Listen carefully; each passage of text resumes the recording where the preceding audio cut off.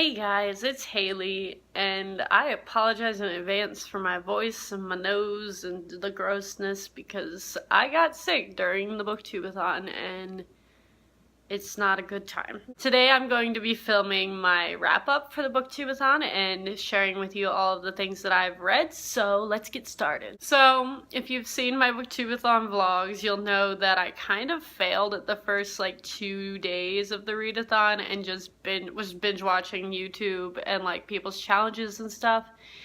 But I did read a little bit during those first 2 days, so the first thing that I finished was War Brothers, a graphic novel. And I read this for the challenge of read a book only after sunset. I read it in one sitting. It was so good. I didn't know that this was about Coney, the man from way back in the earlier 2000s. I remember it being all over the internet that he was stealing children and turning them into child soldiers. Didn't know that until about halfway through this graphic novel, and I was like, that's what this is about? It was so sad. I don't think a graphic novel has ever made me cry, but I teared up at the end of this, and I don't know if it's just because it was late or because it was that good, but I loved it so much. It has such pretty artwork, and it fits the story so well. And I would definitely recommend this. I'd never heard of it before. I found it at a thrift store, so if you have a way to get your hands on this, please do. And then I started, I think it was on Tuesday during the day, I started Morpheus Rode the Light by DJ McHale for the challenge of read a book by one of your favorite authors. DJ McHale wrote the Pendragon series, if you didn't know, which is one of my favorite series of all time, probably right under Harry Potter. This was so much creepier than I was expecting it to be. I don't know why I didn't expect it to be creepy, because, I mean, look at the cover. It's creepy dude smiling. No. This was really fast-paced and intense, and I loved the references DJ McHale put in here to the Pendragon series, because the main character is from the same town as the main characters from Pendragon, and the same area, and they even mention some of the side characters sometimes during this, the characters knew each other from school and stuff, and I was like, this is so much fun getting these references. I loved this. I need to buy the sequels. It's a trilogy, so I'm really interested to see how this wraps up and how they're going to explain a lot of the stuff that wasn't explained by the end of this, but I loved it so much. I gave it 5 out of 5 stars. I don't know if I said, but I gave War Brothers 5 out of 5 stars as well.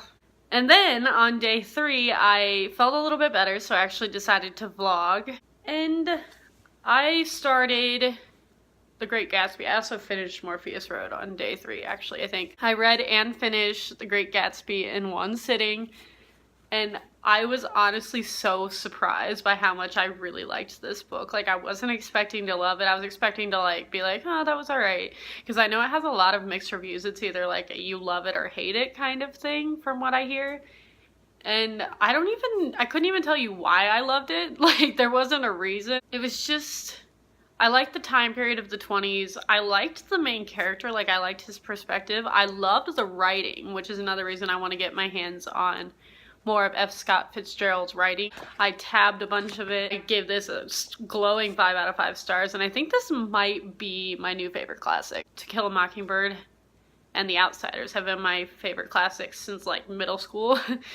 But I haven't read them since then, so maybe I'm gonna have to give those a reread and compare them to this, because I loved this so much. Then we reached a point where I was finally on a roll of, after reading The Great Gatsby, I was like, okay, I can do this. I can read the rest of the books this week. I picked up Fangirl by Rainbow Rowell. As I said in my TBR video, this is the only Rainbow Rowell book I haven't read besides Carry On. I was really iffy in the first 100 or so pages of this, because I didn't know how I felt about Kath.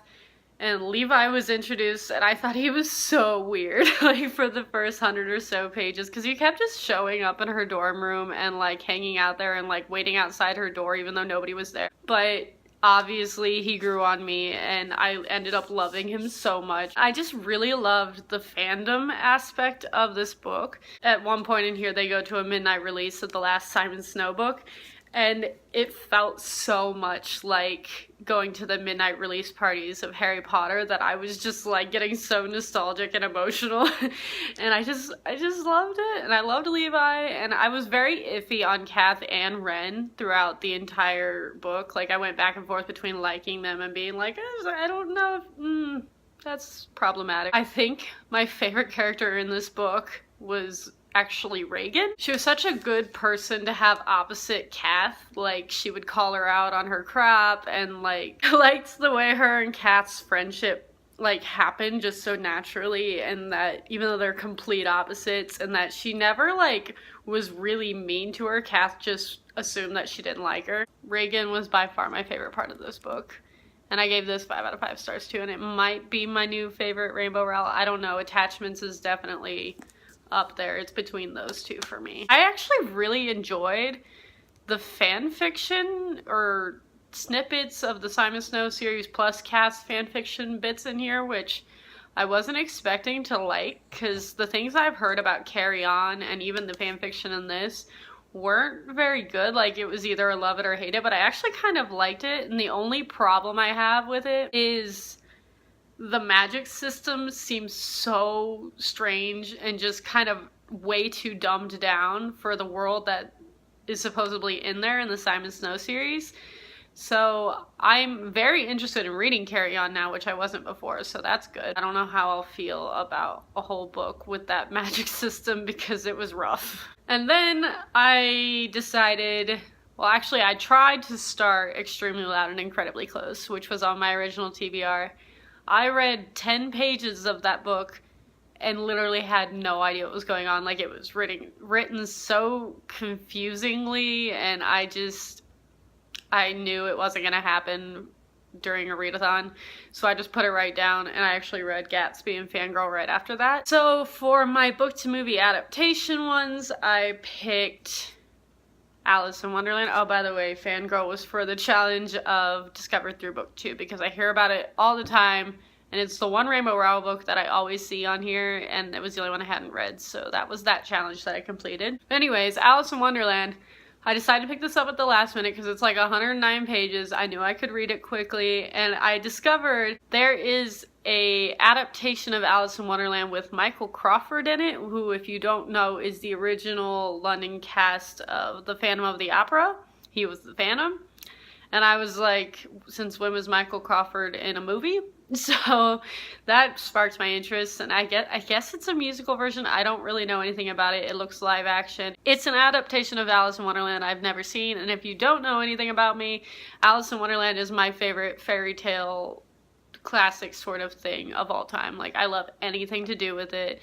My favorite version is the 1999 movie edition that was a TV movie that has Gene Wilder in it as the Mock Turtle, and I can't remember the girl's name right now, but 1999 edition TV movie. Go look it up. It's amazing. It's the one I grew up watching. I don't even think I've ever seen the Disney movie, like, cartoon one, but that one is my favorite. I finished this. I didn't watch this movie adaptation, but I'm gonna try and say I did like half of the challenge, because while I was reading this, I realized that a lot of the original text, like the lines in this book, are in the 1999 version of Alice in Wonderland. So while I was reading them, I just had the sudden urge to look up on YouTube videos, like just snippet clip videos about these characters and stuff. So I watched probably like 4 or 5 of those video clips, and it's only like an hour-long movie. So I'm gonna sort of count that as a book to movie adaptation, even though I've seen it before.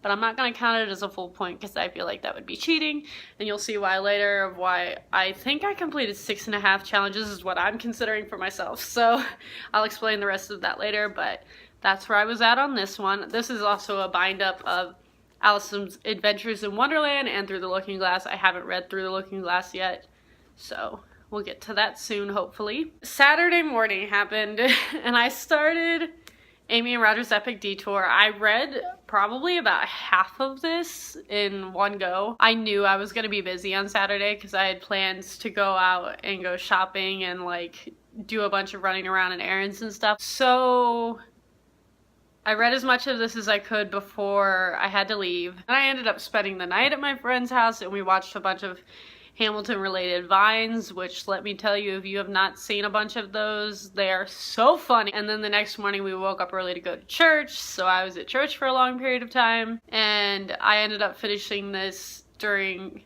yesterday afternoon, so Sunday afternoon, the last day of the Booktubeathon.